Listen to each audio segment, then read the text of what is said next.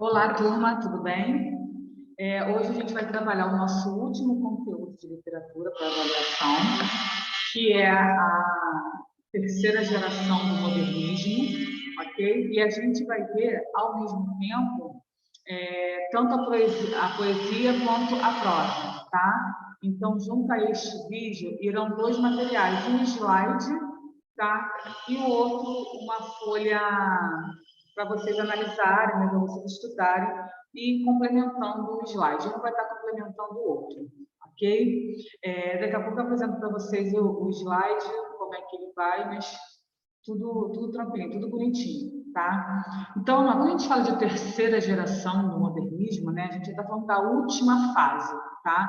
Que também pode ser chamada de terceira fase do modernismo ou fase pós-modernista, tá? Que representa o último momento do movimento modernista aqui no Brasil, tá?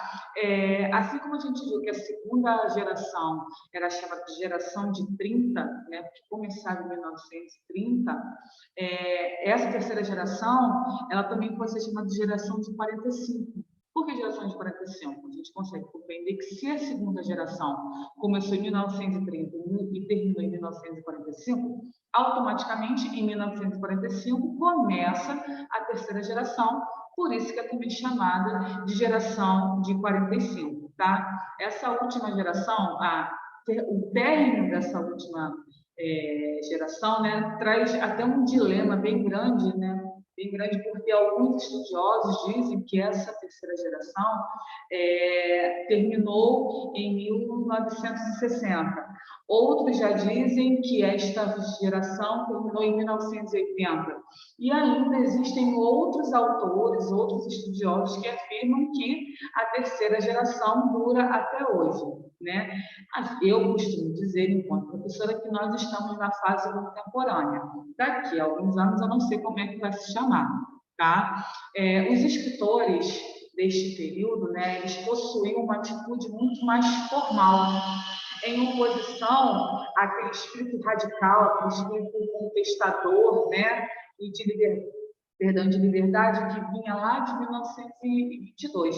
Tanto, não se esqueçam disso, que essa geração era chamada até de geração neoparnasiana, né? Que veio lá do parnasianismo, que foi uma escola literária também, e é chamada de neoparnasiano porque essa terceira geração ela acaba meio que retornando, né? Retomando algumas características da escola literária parnasiana. Ok? Daqui a pouco eu vou mostrar para vocês algumas características, tá? Tanto da poesia quanto da, da prosa. Nesse momento em que está acontecendo aqui a terceira geração, né? Essa terceira geração modernista, estava acontecendo estavam tendo vários acontecimentos, tá? Aqui no Brasil, né? Estava tendo aquela fase de redemocratização. O que é redemocratização? Foi no período em que, em 1945, estava terminando aquele Estado Novo, né? Que foi de 37 a 1945, onde foi implementada a ditadura de Getúlio Vargas, né? Então, foi um período bem difícil. Lá, por exemplo, lá fora, né? Estava tendo também o início da Guerra Fria, que foi entre os Estados Unidos e a União Soviética, né? Teve também o sistema totalitário, o fim do sistema totalitário, né? Lá do nazismo. Enfim, no mundo, nesta época, estavam tendo muitos acontecimentos, né? Prós e contras, podemos pensar assim, tá? Então vamos lá, vamos pensar em algumas características da terceira geração modernista. O que eu vou falar para vocês vai ser também enviado no material, ok? Eu quero que vocês estudem bem isso, tá? Primeira característica, retornando àquilo que eu falei, né, em relação ao parnasianismo, sofre influência tanto do parnasianismo quanto do simbolismo, essa terceira geração, tá? Influência ao que veio bem antes do parnasianismo e simbolismo, e com isso teve muito academicismo, né? Essas questões acadêmicas. tinha o retorno ao passado, tinha uma oposição da questão de liberdade formal, né? Ou seja, era tudo mais, como é que se diz, mais doutrinado, podemos pensar assim, né? Não tinha essa liberdade, não podia ter essa liberdade, tinha que ser bem regrado também, né? Trouxe para a poesia uma estrutura mais rígida em relação à valorização da métrica, da rima, tinha que ter isso, né? Tinha a questão do regionalismo universal, os temas que eram nas obras da terceira geração, tanto poema quanto em prosa, né? Falava sobre os temas eram mais para questões sociais, para as questões humanas, teve uma inovação na linguagem, ou seja, essas características a gente consegue visualizar muito bem na terceira geração modernista. Então, uma linguagem mais objetiva, não tinha essa questão de subjetividade voltada para o próprio eu, certo? Na prosa, né, ela é dividida em três prosas, podemos pensar assim: a prosa urbana, a prosa regionalista e a prosa intimista, ok? A prosa urbana, ela trata em relação ao urbano, as questões da cidade, certo? Se opondo àquilo que acontecia no campo, no sistema agrário, no espaço agrário, tá? E o grande nome da prosa urbana é a Lígia Fagundes Telles, tá? Já na prosa regionalista, eu já estou trabalhando com as questões do campo. Enquanto a urbana trata das questões da cidade, a prosa regionalista, ela trata das questões do campo. E aí eu tenho um grande nome, que é o Guimarães Rosa, tá? E a gente vai encontrar uma fala mais coloquial, voltada para as pessoas que moram no campo, tá? E por último, eu tenho uma prosa chamada de prosa intimista, que aí nessa prosa intimista eu tenho um nome perfeito, uma estrutura perfeita, que é chamada de Clarice Lispector, certo? A Lígia Fagundes Telles, que está lá na prosa urbana, também trabalha aqui na prosa intimista.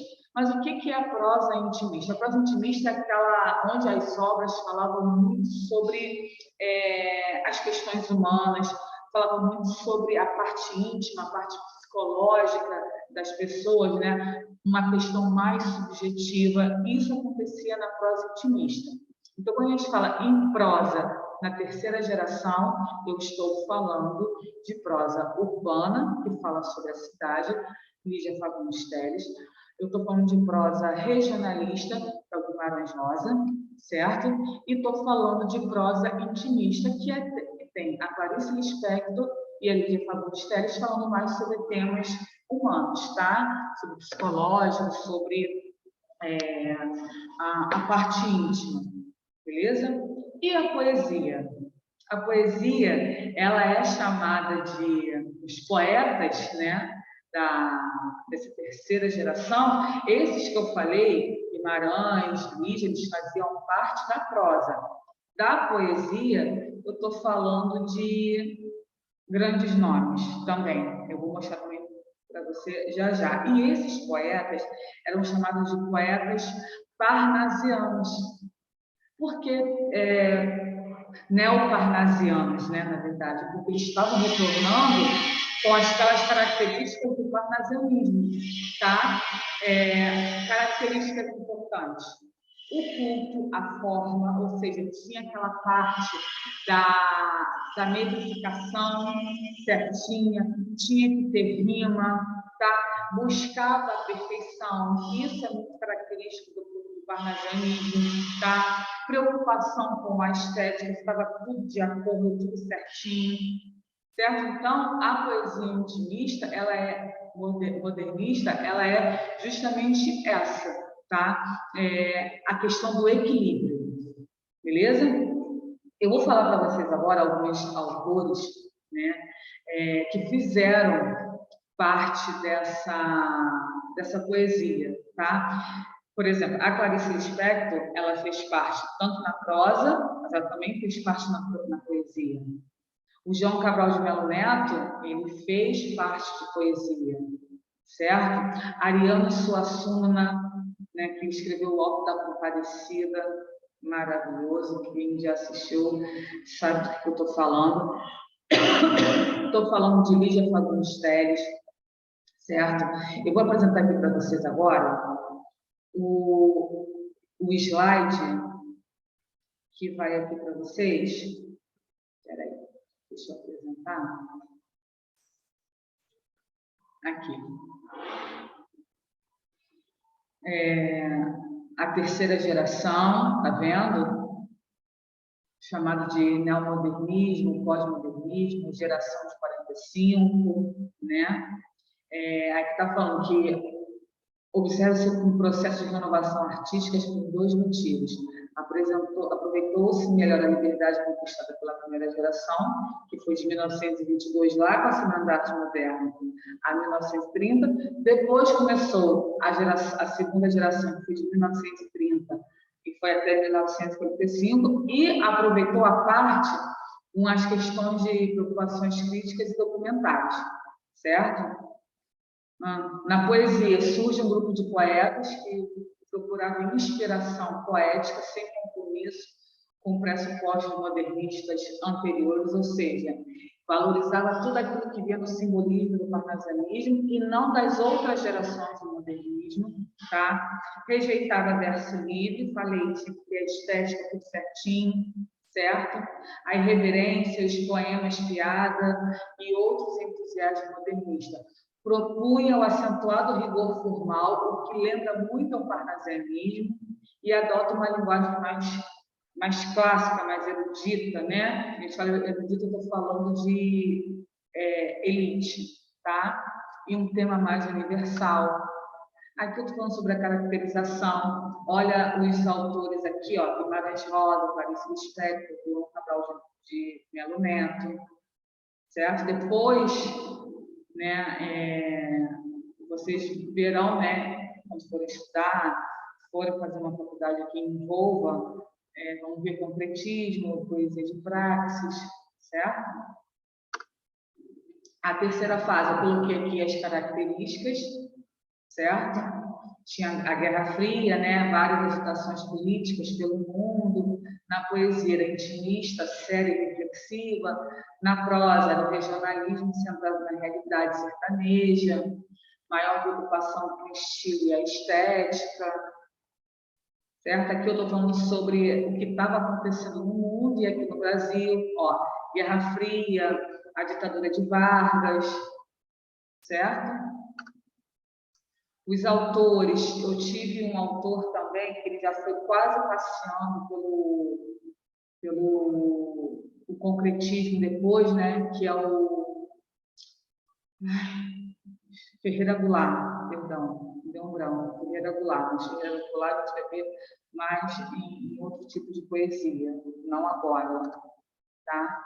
E aqui finalizo com as características literárias da terceira geração modernista brasileira, tá? Ó, passadismo, academicismo, beleza? Esse material vai para vocês, tranquilo? Vocês vão conseguir analisar tudo bonitinho, né? Vai este, vai a folha, tá? E se ainda vocês estiverem com alguma dúvida em relação, só me chamar, tá? A prova está tranquila, bem fácil, está toda baseada nesse material, tá bom?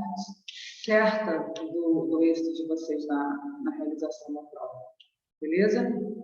Um beijo, gente, qualquer coisa é só me chamar.